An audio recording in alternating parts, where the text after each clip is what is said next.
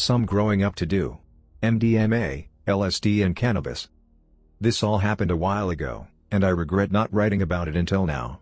As with many drug experiences, memories seem to fade even faster than they normally do. Luckily, most details of the evening are still fresh in my mind, as I expect they will be for some time. I realize that this is a very long story, but I can't make any apologies for that. It's just as long as it needs to be. If you don't want to read yet another first-time MDMA story, feel free to skip down to part 2 where it all hits the fan. Part 1. It was the first concert of the year, and my 2 friends and I had been looking forward to it for weeks. I was especially excited for the show. It was one of my favorite artists, and it would be the first time I attended a show high on anything but weed. The 3 of us each had Molly, 150 milligrams for me, 100 milligrams each for my 2 friends. I had never seen a chemical so pure before. It wasn't powder, it was legitimate crystal. I had never rolled before, nor had one of my friends. We'll call her Evelyn. She was the driver that night. In addition, my other friend and I, we'll call him Jerry, and I were also planning to take a hit of acid. I had taken acid once before, from the same strip, and I knew it to be rather weak. I'd say I reached A on the Shulgin scale, once I smoked. We also rolled up the last of our blueberry cushion a joint to smoke before the show. On the day of the concert, a confluence of odd events occurred. Evelyn saw a black cat on the railroad tracks outside her apartment that had been sliced in 2 by a train. Later, when she was on her way to pick me up, her car got a flat tire and we had to wait an hour at a Walmart while it got replaced. As we drove on the highway to pick up Jerry, we were pulled over for going 86 miles per hour. Evelyn wasn't lucky enough to get off with a warning, female cops, and as we continued on with a speeding ticket in hand, we were at least glad to agree that it was a good sign that we had gotten our police encounter over with for the day. The concert was about an hour and a half away, and we left with plenty of time to spare. Jerry and I placed our hits under our tongues when we were about 45 minutes out. Evelyn, who had never done anything stronger than cannabis, abstained. We both still felt at baseline when we arrived at the venue. We parked the car and searched for a place to smoke. We settled at a wonderful, isolated spot behind the venue. The view was gorgeous. We were near a river, and the lights from the nearby metropolis twinkled in the ripples of the water. I felt huge. The blueberry high mingled with the burgeoning acid trip, and I felt the world ebbing with my breath. I was filled with a familiar sense of peace. I grinned at Jerry and said, "I think this stuff is stronger than the last time." He smiled back. I could feel the acid creeping up as we checked our tickets, stood in line, and waited for the opening act to perform. I was an acid novice, so it's hard for me to qualitatively describe what the drug was doing to me. It was stronger than my last hit, yes, but still not strong, probably not even 100 micrograms. Nevertheless, I clearly felt under the influence of a psychedelic. My vision breathed as I did, and I felt a fundamental calmness mixed with excitement. A new sort of energy coursed through my body, the sort that I imagined when I heard people speak of channeling energy. The night was off to a great start. This seems like a good point to pause and describe myself a little. I had tripped several times before, the aforementioned LSD, mushrooms, and 2CE mostly, and smoked heavily. I had never tripped in a public setting before, and in fact had always doubted that such a thing would be enjoyable. I had also never taken MDMA before, but it had been at the top of my to-do list for years. I am, by nature, introverted and not a little shy.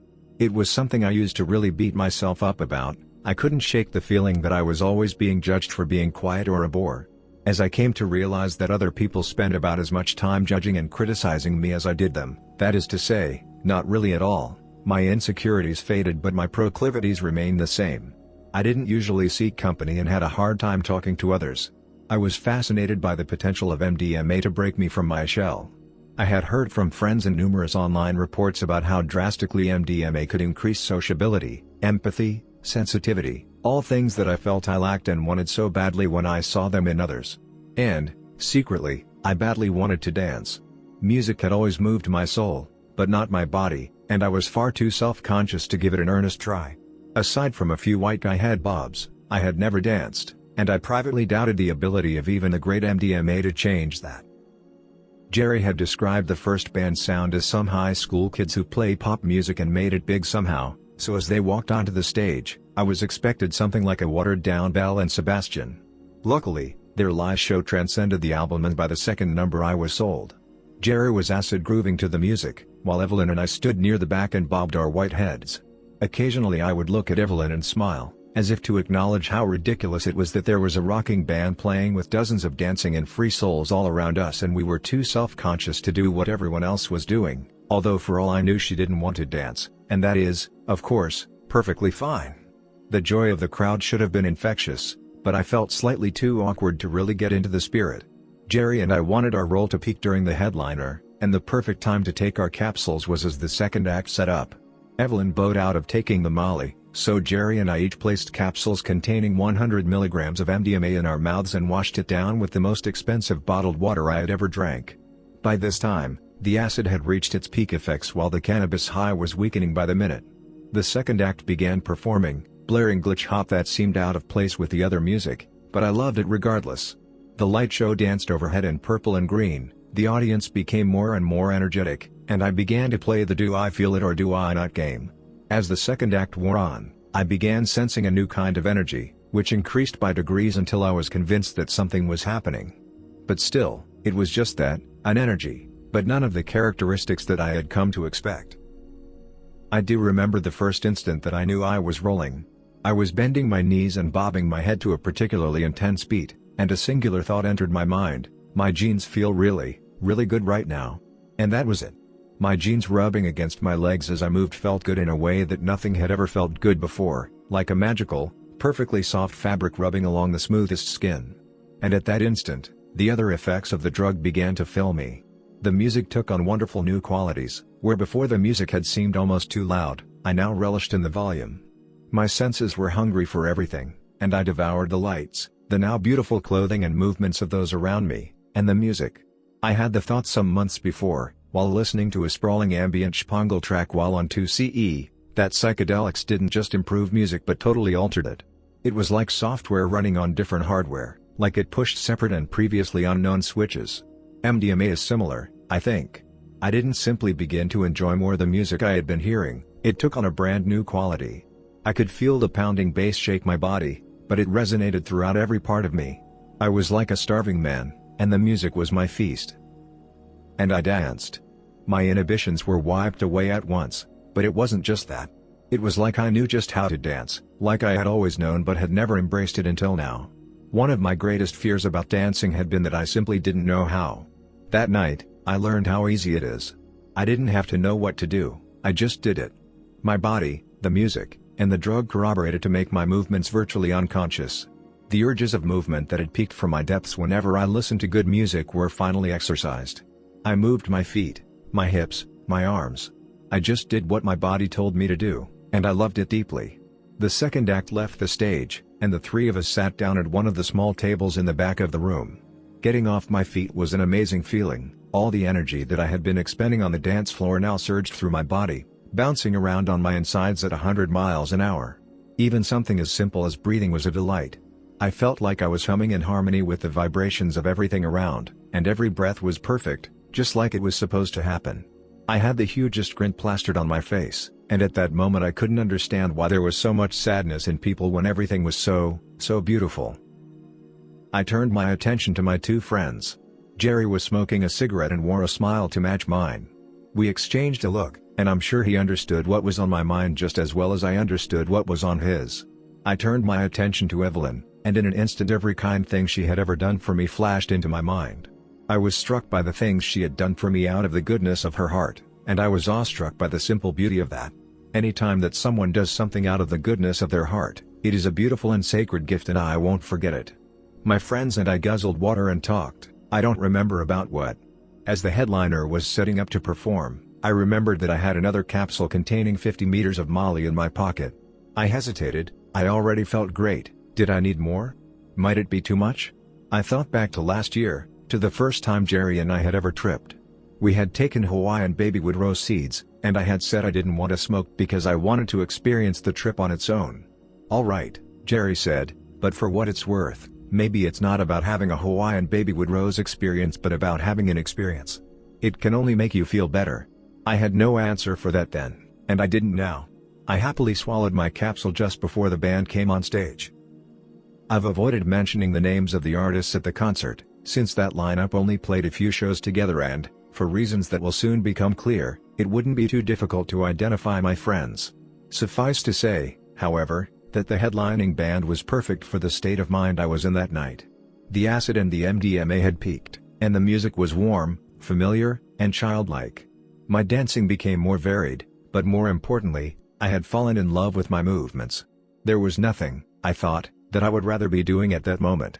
Not content to stay in one place, I started dancing in circles around Evelyn, who would laugh at the spectacle. Every time I saw any positive emotion on her face, I felt my soul lift correspondingly. We had brought about 15 pairs of rainbow glasses to the show. If you don't know what those are, they're cardboard glasses with plastic lenses that act as prisms and show spectra of color surrounding all sources of light, and I had been sporadically wearing a pair throughout the night. Jerry was standing near the speakers to the right of the stage, and he motioned me to join him. He had been talking to a guy with light gloves on, and almost before I knew what was happening, I was getting my first light show. My jaw dropped, and after I had almost immediately put on my rainbow glasses, my jaw dropped to the floor. I can't describe in words what it looked like. It seemed like every color, everywhere, times 7. That was amazing, dude. I shouted when he was finished, and gave him a hug. He was sweaty, I didn't care. Inspired, I took the other pairs of glasses out of my pocket and dashed to the back of the room. The first person I offered a pair to declined, but, undeterred, I looked for a new target. I greeted an attractive blonde girl in the middle of the room. "I like how you dance," I said, and handed her a pair. Her face lit up when she put them on. She thanked me and gave me a hug, and I went off in search of someone else.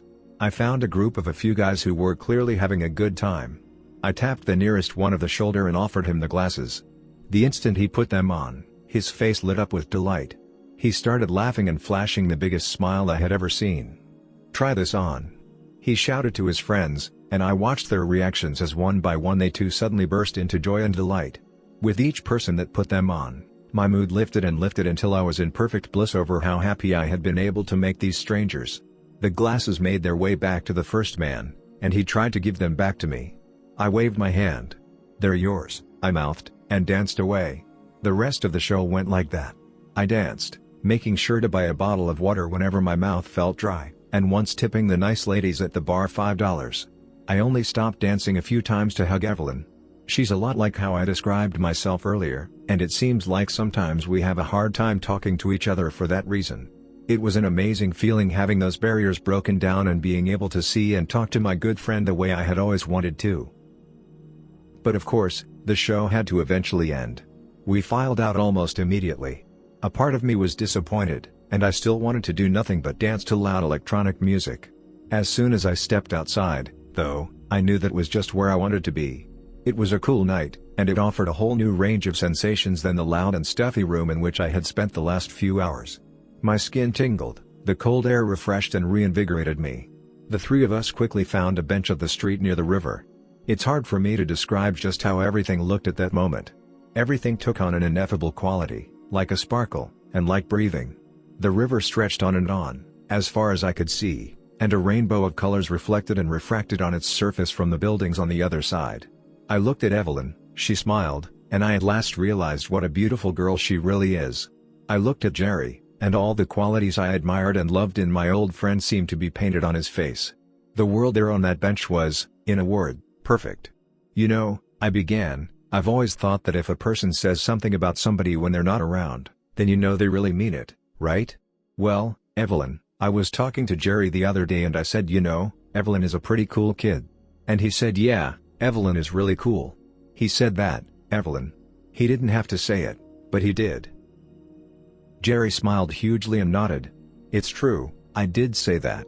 We continued in this fashion for a few minutes, taking delight in the delight we brought our friend. There was a pause in the conversation. "Jerry," I said abruptly, "square up." I immediately sat upright and extended my arms as wide as I could. He did the same, and we hugged.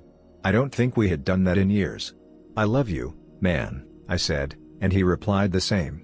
"We don't do that enough, man," Jerry said, and I agreed. I hugged Evelyn and told her I loved her too. We still had a little bit of weed left, and after making sure that no one would walk up on us, we each took 2 or 3 hits from Jerry's one-hitter. The weed brought back some of the feelings I had earlier, but I felt like it augmented the acid more than the MDMA.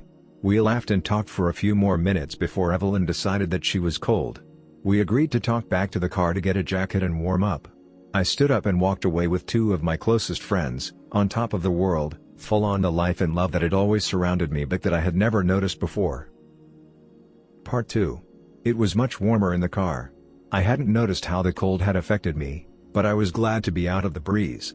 My friends and I continued our conversation from the bench with unabated good vibes. After a few minutes, one of us in the car commented on a group of young men on bicycles slowly riding up the sidewalk about 10 feet in front of the car. I won't mince words, these were some shady-looking dudes and they had clearly either just gotten in some trouble or were about to. And in fact, just a few seconds after we noticed them, a police cruiser rolled up behind them and turned its lights on. We quickly assessed the situation. It was 2 a.m. in a bad part of town, we were the only car in the lot, and it looked like they were there to sell us drugs. Even if it didn't, we all agreed that this was not a place we needed to be. We pulled out of the lot and got the hell out of there. We drove around aimlessly for a minute, looking for a place to settle. But before Jerry could say that we were going the wrong way down a one-way street, we slammed into the side of a police car. I don't remember what happened immediately after the crash. I saw right away that we had hit the car as it was traveling to the left. The two vehicles were sprawled across the intersection at odd angles. I couldn't see the damage to Evelyn's car, but I saw that we had hit the police car in the back, not the front. The officer appeared to be unharmed, and so did we. We were in shock. All I remember until I was taken out of the car was Evelyn's crying, and Jerry and I trying to tell her it would be okay. But she was beyond consolation. My heart went out to her in that moment, and I will never forget that look in her eyes. I don't remember how long it took for backup to arrive on the scene. It seemed like ages, but with the volume of cops in the area, it couldn't have been long. Police were everywhere around the intersection, and they continued to arrive as events transpired. An officer came to my door first. "Step out of the car. Am I under arrest?" "No, you're not." "Do I have to get out of the car?" "Yes, you do." I got out. I was terrified. I didn't know what the laws regarding people in my situation were, and I didn't know if it mattered. We didn't just hit any car, we hit one of their own. I didn't have anything on me, but I was high as a kite and I didn't put it past the police to make my life very difficult anyway. "Do you have any drugs on you or anything I should know about?" "No, sir." "Well, you mind if I search you so I know you're telling the truth?" "Yes sir, I do mind. I need to search you so I know you're not carrying a weapon or something you can hurt me with." I didn't know if that was true or not, but I realized that I wasn't going to keep this man out of my pockets. I consented, and he started to pat me down. "Is there anything that's going to poke me in there?" "Nothing sharp?" "No, sir." Once satisfied that I was clean, he had me stand with another officer off to the side while they dealt with my friends. The cop they stuck me with was a real tough guy, one of those who are out to give you a hard time. "So why didn't you want to be searched earlier, huh?" "I'm a man of principle." He shook his head. "It just makes you look guilty." He sounded somewhat disgusted. I didn't reply, and instead watched what was going on with my friends. Jerry was going through the same ordeal that I had with the cop. My heart sank. He wasn't clean, he had his one-hitter, and worst of all, he was carrying Evelyn's capsule of Molly. I prayed that he had the presence of mind to swallow it in the car. The exchange between Jerry and the cop was becoming heated. I was situated too far away to make out what they were saying, but I could tell that Jerry was standing his ground in refusing to be searched without being charged with a crime, and the cop, sensing that he had his man, was insisting with every increasing fervor that Jerry let himself be searched. I don't know what the breaking point was in the standoff. I expect that the cop threatened to call in drug dogs and it would only make it worse for Jerry if he did. In any case, I watched as the officer reached into Jerry's pocket. He found a cigarette pack and looked inside. He looked at Jerry, and I watched his lips form the words "You are under arrest." Jerry turned around and held his head high as the cuffs were placed around his wrists. He was led to the back of a squad car, and the police turned their attention to Evelyn. Evelyn proved to be a much easier target. Jerry and I had a few run-ins with the police between this, but she was much more naive. To give you an idea of the environment she comes from, she grew up on a small farm in a very conservative family in the South. Her parents are unambiguously racist. When she was in high school, she was literally almost disowned for briefly dating a black guy. In spite of all this, she is an extremely cool person, very open-minded and modest and thoughtful. She had been smoking infrequently, almost exclusively with me, since last year, but that was it. This is all by way of saying, she was terrified, and didn't know what to do. Her parents still play a highly active role in her life, and she had just gotten high and ran into a police car. I don't think anything worse could have been happening to her right now in her eyes. Evelyn was right next to me as the police asked her questions, so I could hear every word that was said. "Did you have anything to drink tonight?" "No, sir." "Did you smoke anything?" "Yes, I did." "When?" "I smoked with them about an hour ago." I froze. I was less concerned with being implicated in anything myself at that moment, but I knew she had just given herself away. There wasn't anything she could do to help herself now. But I can't blame her for it. Even if she had denied it, even if she had passed the field sobriety tests, they would have taken her in to get a blood test and it would show that she'd smoked. The cop just nodded. "All right," he said, "we're going to give you some sobriety tests now." I didn't watch as she performed them, though I did smile when I heard her absolutely nail the backwards alphabet. I had been too distracted to realize that my trip was still going strong, but now, as I sat in short sleeves in the October night, in a strange city surrounded by hostile police, watching these friends who I respected and loved on the brink of being hauled away, I plunged into negativity. I was still terrified that I was next. I was obviously lowest on their list of priorities, but once they had put away the big fish, what would happen to me? Was I an accessory to something? I was plagued by doubt, and I was plagued by the injustice the universe had just shown me. In an orientation for my job this year a few months earlier, I had been asked who my hero was. I thought a moment, and replied my friends. It was these two I had in mind. Jerry was my best friend since 6th grade, my roommate, my trip partner. So much about how I saw the world, I owed to him. And the goodness of Evelyn affected me in the same way. We all have friends, but few and far between are the friends we can truly say we respect, who connect to us on a deeper level, and who inspire us to better things by their examples. These were smart people, all of us on full scholarship at our school, people who committed themselves to living harmless lives. And yet here they were, facing an infinitely frightening uncertainty. It was no comfort to me that I couldn't even blame the police for what they were doing. Yes, if our drug laws were the way I thought they should be, Jerry would be in as little trouble as I was. But I couldn't ignore the fact that we really did hit a police car, and but for half a second's difference, we really could have killed him. I couldn't expect them to act any differently than they did, and yet it all seemed so unfair. I sat, shivering, for what seemed like hours. I became frantic, and my fear worsened. By and by, my thoughts dissolved into one shaking mantra: I want this to be over. I want this to be over. I'm not proud of my lack of courage at that moment, but it is what it is. It's an experience that I hope I've learned from. One of the officers approached me. I froze up. "You're free to go," he said. I couldn't believe it.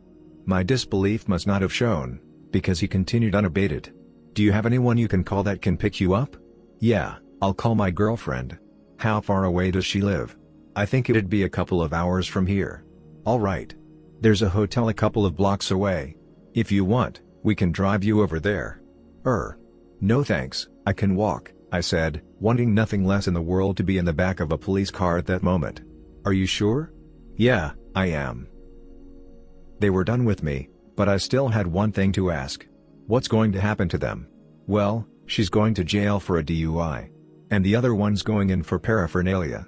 My hopes brightened at that last statement. If it was just paraphernalia, and not possession, that must mean they didn't find the molly. Holding this one bit of good news in my heart, I took my phone out of my pocket and walked off. It was a hard call to make. My girlfriend, we'll call her Ally, has been Evelyn's best friend since their freshman year of high school. In fact, that's how Evelyn and I knew each other. I don't need to repeat the phone call here. I told her what happened. She asked if I was okay. I said yes. She told me to just find a place to stay until she could get there. I thanked her profusely, and when I told her I loved her, I don't think I had ever meant it that much before. Now that I was away from the police, I was faced with a new problem. In my hurry to get away from the scene of the crime, I neglected to ask exactly where the hotel was. I had a vague direction, and I determined to walk that way until I found it, yet if I was going back to ask. Now a new anxiety began to creep in, since it was now very late at night and the part of town I was in looked none too friendly. Thankfully, fate smiled upon me, and I came upon the hotel after only about 10 minutes of walking. I braced myself for whatever was to come, and walked in. Part 3. The lobby of the hotel was fairly small, with pairs of cushy chairs lining the glass walls. I approached the woman standing behind the long reference desk. She put on her best friendly face and introduced herself as Cindy, and asked if there was anything she could do for me. I took my best shot. "Is this somewhere I can just stay for a little while?" Her look told me that I hadn't expressed myself clearly enough. I hastily told her my story, why I was in town and how I ended up in her hotel at 2 in the morning. "Wow," she muttered. "Why was she driving?" "I didn't really think she was high," I replied, and it was somewhat true. Cindy still understandably seemed to regard me with a bit of skepticism. She didn't seem keen on letting me stay in her lobby forever, but she said I could sit there for a while. I was more interested in chatting with my new acquaintance, and I asked whether it were alright if I stood at the desk and talked to her, or if I should sit my A down. She looked bewildered. "That's a sit your A down face," I decided, and plopped down on one of the chairs against the wall. The distance didn't keep me from conversation with Cindy. It already seemed like the scene with the cops was in the distant past, and now I was reminded of the mixture of psychoactives massaging my brain. The MDMA made me sociable and honest, the LSD put me in a peaceful state of mind, and the cannabis gave the whole thing a slightly surreal twist. I was fascinated by what I was able to do. If I had been in that lobby sober, I wouldn't have uttered a word to her. I would have replied to what she was saying, but I wouldn't have taken any pleasure in the conversation. But as it was, I was beginning to clean bits of her life story. She had a boyfriend, and he had a son from a previous marriage. The ex-wife, the boy's mother, was rather insane, and made life difficult for all of them by her constant intrusion. Cindy had to work the late shifts at the hotel, which obviously interfered with her family life. However, she had an interview for some sort of management position in the hotel. She was experienced, and she liked her odds. My soaring empathy elevated this woman in my eyes. I was happy and proud for her that she was so capable and determined. I assured her that she and her family would be fine and that I was proud of her. Before long, though, we had a visitor. A taxi pulled up in front of the hotel, and a rugged brown-haired man in his 40s stumbled out of the cabin into the lobby. He was beyond drunk. He staggered up to Cindy and leaned over the desk for support as he explained his situation. "I need to pay the cab driver, and I'ma get a room." "All right," Cindy replied. "You should go do that, then." The man paused. "I need to pay the cab driver, and then I'm gonna get a room." Cindy wasn't blinking. "All right, well, you should go do that, then." Pause. "I don't have any money." Cindy was handling the situation with the measured patience of a woman who had done this many times before. "How are you going to get a room, then?" she asked calmly. "Oh, I have a card, but I need cash for the cab." "He don't take cards." "How much is the fare?" $5. His words hung in the air for a few seconds, when I hopped up out of my chair and approached him while reaching for my wallet. "Here, man, just take this," I said as I handed him a bill. "Go give this to the driver and we'll figure the rest out in here." Once the cab was taken care of, a new problem arose. The man had no form of identification on him, which meant he wasn't allowed to get a room. He would have to get another cab, which meant braving a walk to the ATM a few blocks away. Cindy explained that it was near a White Castle, and his face brightened. "Listen, do you guys want any White Castle?" he drawled. Cindy and I shook our heads. "Well, I'm gonna get us some anyway," he said, each word slowly uttered without ever changing the look of his face. I asked if he could check out the scene around the White Castle to see if there was a wreck there, or police cars. I figured this was a long shot. And away he went, thanking us for our help and confirming the directions as he left. "We'll never see him again," Cindy said as she lit up a cigarette. Cindy and I resumed our conversation after the man left. I found out that she had been diagnosed with cancer when she was a teenager, but had luckily made a full and relatively quick recovery. After I expressed my congratulations, her voice lowered. "Actually, though, they think I might have it again," she said with the voice of a person sharing a secret. "In my colon." As she described the various medical procedures that led to this hypothesis, I was struck by three things in particular. I strongly got the impression that this new cancer was something she hadn't told many people about. It was certainly very recent, and private, yet here was this woman spilling all of this to a stranger clearly out of his gourd. I was also surprised at the frankness of her descriptions. Examinations relating to colon cancer are obviously a very private matter that people would typically shy away from relating, yet once again, here she was telling it all to a stranger. And finally, I was impressed with her composure. She delivered the news of this latest cancer almost as if it were a joke, like and as if my life weren't effed enough, and I never detected any fear on her face or in her words. My curiosity won out. "Cindy, you seem really calm about all of this. Aren't you freaked out, or scared?" "Well, the way I see it, I already beat this thing once, so I have that going for me. And if it ends up being the death of me, then, Well, I guess it'll kill me. I was in awe of this person before me, who had just confidently delivered a big screw you to death. We will all die, and most of us will come to peace with this fact before our time. I imagine that most who are able to achieve this do so by simple acceptance. They realize that it's a part of life, and they can control how to approach it. Some remove the taboos, appreciate it, joke about it. Death can't be defeated by fighting, but only by laughter. After this talk, Cindy began walking to the front door to have a cigarette outside. I remained sitting. There was a small part of my old introverted self that didn't think she'd want to have me around while she smoked. But before Cindy opened the door, she looked at me and said, "Well, aren't you coming outside?" I smiled hugely and followed her out. It was such a morale boost to have someone truly desire my company. Outside, it was colder than it had been all night, but my psychedelic jacket kept out the chill. Cindy and I continued talking, and when replying to a question I had asked, she broke off mid-sentence. "Oh my God," she said. "He's back." And indeed, the man from the cab had returned. He hadn't sobered up one bit, and in each hand he was carrying a massive White Castle bag. I greeted him excitedly, and asked whether he had the cash for another cab. He looked at me with glassy eyes, and replied, "Nah. I couldn't find the ATM."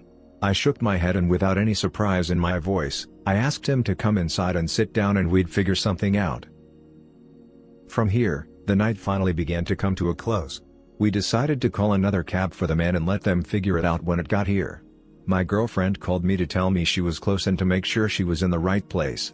I was having a lot of fun with Cindy, but I was elated to get that call. I was drained. The MDMA was finally beginning to wear off, and I could tell I was on the acid come down as well. I didn't crash, but it was now very late and I had spent the last several hours partying or stressed. I wanted to sleep in my bed, try to put this day behind me. Thoughts of my friends flooded my mind, and I saw them alone in jail, with no way of knowing what would happen to them next. I felt survivor's guilt, though I chided myself for it. My best friend from high school is pretty reliably awake late into the night, and I texted him to explain the situation and to ask him to find out potential penalties for what my friends were arrested for. My heart sank when I heard that Jerry's MDMA could land him up to a year in jail, and I hoped once more that he had eaten it. Soon afterward, my girlfriend arrived. I was overwhelmed with gratitude, love, relief when I saw her. While Cindy was in the back office typing something up, I hastily wrote her a card thanking her for her kindness and wishing her good luck on her interview the next day. I shouted a goodbye to my new friend, got into my girlfriend's car, and finally drove away. Epilogue: the next day, I walked to my bank and emptied out my account. Evelyn's bond was $500, and I had just over that in savings. A friend and I drove to the town the next day intent on freeing her, but when we arrived we were told that she was already gone. When I inquired about Jerry, I was informed that his bond has been posted as well. A bit confused, we returned home. We found out that both of them had been freed by their parents, and were waiting at home. The legal details began to emerge. I won't bore you with the details, but in the end, Evelyn got a DUI and a few months of probation, while Jerry is on a diversion program. Assuming he passes all of his drugs tests for 3 months, the charges will be dropped and erased from his record. That night obviously left a great impact on me. Each main part of the evening taught me a particular set of lessons, it seemed. At the concert, I was finally freed of my inhibitions and had what I still call the time of my life. I discovered an appreciation of dancing that was particularly infectious the first few days afterward, when I just felt like dancing everywhere I went. It was as if I could feel the rhythm, or, rather, the beat, of the universe. I still get a sense that all of these after effects were largely the result of one moment at the show, when I just got it. It was sublime, perfect peace and bliss. It was an amazing feeling of appreciation of everything and especially everyone around me, connectedness with the ground I was standing on, awash in the goodness of humanity. I suppose you might expect me to say that the crash scared me straight. Unfortunately, you'd be wrong. But there was a lot I took away from it. First of all, my single piece of advice to anyone reading this is to absolutely minimize the time you spend with drugs on you in a vehicle. When you're in your house, you're in one small spot where the police never are. When you're driving, you put yourself in the situation to cover the most possible ground while the most possible police cars are also covering the most possible ground. And if you have the misfortune of being young, male, and especially not white, you're at an even higher risk. And while I'm not here to criticize high drivers, I feel safe riding with a number of friends when they're stoned and trust their abilities. This is as good a time as any to reflect on your high driving. whether you honestly think it impacts your reaction time or anything like that. If you are a great high driver, then knock yourself out. But a little self-honesty can keep you safe in unexpected ways. When I was at the motel waiting, I had the unique, for me, opportunity of going through the entire friend-making process in only a few hours. For someone who has always had difficulty speaking to strangers, the memory of that is invaluable. I was able to draw on that experience, and not only did it make it easier for me to communicate with others, I began to truly find pleasure in it. I felt like my barriers were broken down, and I realized that those barriers were only put up by me to keep myself from having any fun. After having an experience like that, it is sometimes difficult to understand how people could not be lining up to have one like it. One person I talked to said that he didn't want the euphoria that came from a chemical like MDMA, but rather he found his joy through love, beauty, etc. It was only a few weeks later, always too late on a good comeback, that I found a quote from Jonathan Ott, author of the Psychedelic Encyclopedia, "We're all on drugs, all of the time." It may be an oversimplification to say that oxytocin is the love hormone, but it does play a role in our subjective experience of many aspects of love. But what makes his oxytocin-based love more valuable and true than my MDMA-based love? Our emotions are made possible by the cocktail of endogenous drugs flowing throughout each of our brains. What matters is what you feel, and if you feel it, it's real. The experience I had that night was real, and it was powerful. The drug was responsible for the effects on my mind that night alone, but the long-lasting changes the experience left only occurred because I allowed myself to grow from the experience. The MDMA, LSD, and cannabis were tools, indispensable ones, in this case, but tools nonetheless.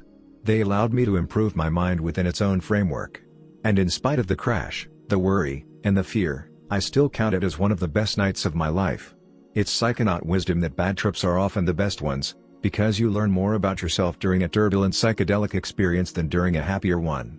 Myself and others in the psychedelic community often forget that the principle is only an instance of a larger truth, that difficult times and risky situations not only show you who you are, but by pushing the boundaries of experience, you show yourself what you are capable of.